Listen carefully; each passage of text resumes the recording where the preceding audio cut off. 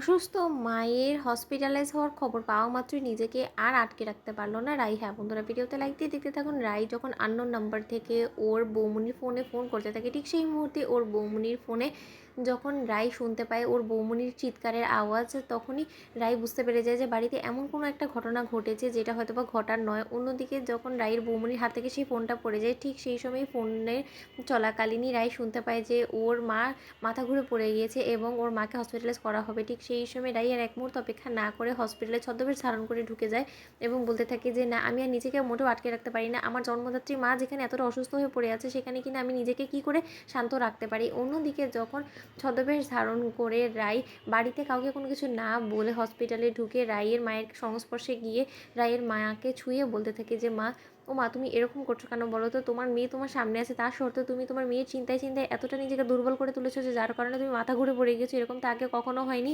আমি মানছি যে তুমি মেয়ে হারানোর শোকে কাতর হয়ে এরকম করে ফেলেছো, কিন্তু নিজেকে একটু শক্ত করতে হবে মা। এরকম করে নিজেকে দিলে দিলে শেষ করে দিলে আর যাই হোক না কেন, এই লড়াইয়ে আমরা কোনো মতেই জিততে পারবো না। আমি তো কোথায় ভেবেছিলাম যে না, আমি হয়তোবা তোমাদের জীবন থেকে সরে গেলে হয়তোবা তোমরা আরও বেশি ভালো থাকবে, কারণ আমি থাকতে তো তোমাদের কাউকে আমি ভালো রাখতে পারিনি। কারণ আমি যতবার তোমাদের মাঝখানে বেঁচে থাকার কথা ভেবেছি, ততবারই নীলু এমন কিছু অঘটন ঘটানোর চেষ্টা করেছে যার ফলে কিনা আমার পেছন পেছন তোমরাও বিপদে পড়ে গিয়েছো। আমি তাই চাইনি যে আমার সঙ্গে করে আমি আর বিপদ বাড়াই তোমাদের সাথে, তার জন্য আমি নিজেকে তোমাদের কাছ থেকে সরিয়ে ফেলেছি। কিন্তু এখানে তো দেখতে পাচ্ছি যে না, নিজেকে সরিয়ে আমি তোমাকে এবং আমার গোটা পরিবারকে এমন পরিমাণে শাস্তি দিয়ে ফেলেছি যে যেটার হয়তো বা আমার কোনোদিনও ক্ষমা হয় না। অন্যদিকে যখন রাইয়ের বৌমনির চোখে হঠাৎ করে সেই নার্সকে কাঁদো কাঁদো অবস্থায় ধরে ফেলে, ঠিক সেই সময় রাইয়ের বৌমনি বলতে থাকছে, কী ব্যাপার নার্স, আপনি আমার শাশুড়ি মায়ের হাত ধরে কি বলছিলেন? আমি খুব ভালো করে শুনেছি, কিছু একটা আপনি বলছিলেন হয়তো। অন্যদিকে রাই বলতে থাকে, সর্বনাশ করেছে বৌমনি, আবার আমার কোনো কথা শুনে তো ফেলেনি। অন্যদিকে রাইয়ের বৌমনি বলতে থাকে কেন জানি না, এই নার্সটাকে দেখে আমার যথেষ্ট পরিমাণে সন্দেহ হচ্ছে যে এই নার্সটা এতটাই অমায়িক এবং আমার শাশুড়ি মায়ের জন্য এতটাই কেন দুর্বল হয়ে পড়ছে। বারবার করে ওনার চোখে জল চলে আসছে, আমি সেটা আগেও দেখেছি, কিন্তু এরকম কেন করছে কিছুই বুঝতে পারছি না। এমন কেন মনে হচ্ছে যে এই আমাকে খুব কাছ থেকে জানে বা আমাদের পরিবারকে খুব কাছ থেকে জানে, আমাদের সকল অসুবিধার সম্পর্কে আমাদের বলে ওঠার আগেই সে নিজে থেকে এগিয়ে আসছে। মনে হচ্ছে যে তার সাথে আমাদের জন্ম জন্মান্তরের সম্পর্ক, তাকে আমরা জন্ম থেকে চিনি।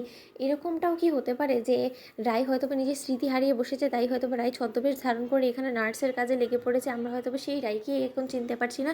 না না, এটা কি আমি ভাবছি? এরকমটা তার যাই হোক না কেন কোনোদিনও হতে পারে না, কারণ রাইয়ের কী করে স্মৃতি হারাতে পারে? রাইয়ের স্মৃতি হারালে কোনো না কোনোভাবে তো অবশ্যই আমরা জানতে পারতাম, পুলিশের ধারা বা কেউ তো খোঁজ করার চেষ্টা করতো। সেই সুবাদে না হয় আমরা রাই অবধি বোঝানোর একটা ব্যবস্থা করতে পারতাম, কিন্তু এখানে পুলিশ থেকে শুরু করে কারো কাছেই যখন রাই সম্পর্কে কোনো খোঁজ খবর নেই, তার মানে তো রাই অবশ্যই মৃত। আর আমরা মৃত মানুষকে কী করি বা জীবিত ভেবে আমরা আমাদের শাশুড়ি মাকে ভুল ধারণা পোষণ করতে দিতে পারি? তো বন্ধুরা, ভিডিওটি ভালো লাগলে লাইক এবং শেয়ার করে সাবস্ক্রাইব করতে ভুলো না।